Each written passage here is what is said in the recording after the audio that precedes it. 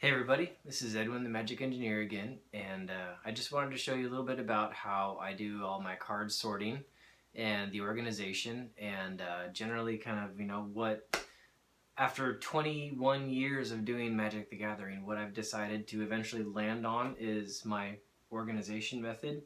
And before I get into kind of what I do and how I do it, let me just say that, not everyone has the same perspective, because some people are collectors, some people like to play, some people do a mix of both. People come at this from all different angles. So first I need to basically say where I'm at. I definitely look at it from a play perspective. My collection is organized around giving me the ability to build the decks that I want to play. Most of the time for fun games with friends and stuff like that, but I don't want to spend a lot of time looking through like all my cards trying to find like where's that one, because I think I got a copy. Do I know it? I think I got a copy. Trying to find them so I can put together those decks. I want to just go right to the spot and just get them. And also a lot of times like I'll either like want to build a certain deck, or I'll want to try something, or I want to just kind of get into a certain format. And a lot of those times like you really have to know what you have, because what you're going to trade for or buy, or what others are looking for, you got to know what your inventory is. And so after years of this, I discovered like, it just doesn't work constantly telling people like, I think I have 4 copies of that card, I can trade you 2. It doesn't quite work. You gotta know. So what I've eventually landed on is you have to have some kind of digital archive of what your collection is, and that's what I use the computer for. And that's just got to be there if you're going to be able to quickly get to what you actually need. Now you also have to have a good system of organizing them and putting them away, and you don't really need a lot of extras, and when you keep all these extra copies it just creates fluff. So what I've done is, take like this one box for example. Imagine if this is like, your entire collection. Now take like 7 or 8 of these boxes, right? That's how many boxes like I would have had if I kept more than 4 of like any certain card. Because you go out and you buy booster boxes and stuff, or someone gives you an old collection and you always end up with tons of these boxes, right? But when you thin it all down and you go to only 4 copies of like almost every card, there's some like Swords to Plowshares or something you might have like extras of, but other than that your collection really shrinks. And so what you're going to see here, what I'm going to show you in this video, is a highly condensed Magic the Gathering collection over like 21 years of playing. It's over 30,000 cards now, and I know that doesn't sound impressive, but again, like I'm saying, imagine that would be equivalent to like 150 or 200,000 card collection with like, most people what I've run into that like don't bother to take all this time to do all this sorting and stuff. So anyways, let me show you. The first thing that happens is you open up packs or boxes or however you get the cards, and you got to sort them. So I got this nifty little plastic tray from one of my local stores. It didn't cost much money, and it's just really nice just for separating, because you can just take the individual cards and put them into the sections that they belong in, right? To at least try to get it knocked down to like what colors and stuff like that, right? That's the only purpose of that. Then once you're in a certain color, you alphabetize them, because you're going to have to enter them. And then I'll pick up a certain stack and I'll try to like just to make the data entry easier, I'll try to be like, oh, I got three copies of this, and oh, there's another one of that, and I'll try to get like all the like copies together. So then once you're all done with the organization, now you're dealing with the computer. And so what I've got over here is I've got a tiny little Intel NUC PC. Those are the tiny little ones. They're real cute. They're plenty powerful enough for everything I'm looking to do here. And the program I use is Magic Workstation. MTG Studio. I used to use Magic Workstation, but then I started hitting all these bugs, so I shifted over to MTG Studio. And I don't use it for pricing or for playing, just for inventory and just for keeping track of the collection, because it seems to be the easiest one I've found so far to enter it in. And once you've bought it, like you've got a copy, right?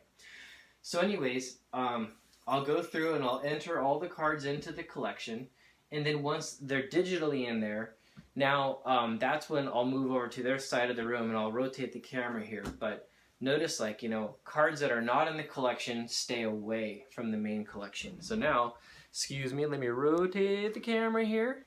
And there we go over to the other side. Now this is where I actually store all the cards. This dresser, it's a 6-door dresser. And the cards start off over here with the artifacts, and then the blue, and then, the black, and then the blue here, and green starts there. Then green continues here, goes to red, red here, then white, and then the gold and the lands are down there. So the cards kind of like flow across, and as they're actually entered in, what you can actually see is all of the individual card dividers. Like you can see, that one is an actual skull from the black set, the black mana. Now these are actually cards I printed on my 3D printer. Somebody posted up the models of these on Thingiverse. You know, thankfully, like whoever did that, thumbs up, you did a great job. Thank you for that. And so I printed, of course, one of these for each letter, each color, and that's what's separating out my collection. And once you go to like any one given section, like here, I'm gonna grab, this is blue letter B right here, right? Well, that's all like the blue letter B's. And so like if you just narrow it down to this, you can definitely find the card you're going for pretty well. The only time it gets hairy is when it's like blue S, because that'll be like a stack like this, because there's just like a lot of S's and stuff. But the point is, it gets really narrowed down. Now also about sleeving, there's something else that I do for sleeving that maybe a lot of people haven't really considered. You'll notice that I have sleeves in a lot of these cards, but it's always the black sleeves, right? It's always the blacks. So what I did a while ago is I just kind of made a collection decision, and I just decided that all of my sleeves are going to be Dragon Shield blacks, all of them. Now, what's nice about that is I already like them aesthetically. I kind of like it. My cars are black. My cards are black. I think black is just a cool color. I'm into it for like a lot of this stuff. So just aesthetically it's pleasing to me. But besides that, when they're all the same, if I pull cards out of one deck and put them in another, it's not really an issue. And since I've been buying the same brand, same model of sleeves, it's very easy to move my cards back and forth. But there's another service it provides, like when all the cards are in the collection. If you see, if I grab a stack here of cards, let me just get them all organized. Right off the bat, see that black line right there? Whoop. That black line will tell you that those are the cards that are all sleeved. And if you looked at the sleeve cards, you can tell right what those ones are going to be. And those are going to be nice cards. They're probably cards that went into a deck. And so when I'm playing and building decks, I put the good cards that have made it into decks, that are worthy cards of being played, into sleeves. And then when they go into the collection, if they're a generally worn out sleeve, they stay in sleeves. And so, because that's a card I typically find, right? And so it becomes very easy to go into the collection and get a card that I want most of the time because it's still sleeved. And if I'm about to go to a tournament, I've got several boxes of new sleeves, and I'll just use one of those and put the cards into that sleeve box, and the cards into that sleeve and new sleeve, and then I'll go to the tournament and I have a nice fresh pack of sleeves, and that works out really good. So this system, it takes a lot of work, honestly. I mean, if I'm going to be really frank with it, it really does. I mean, the organization, like the thinning down and the computer data entry, it takes work. There was no way around that.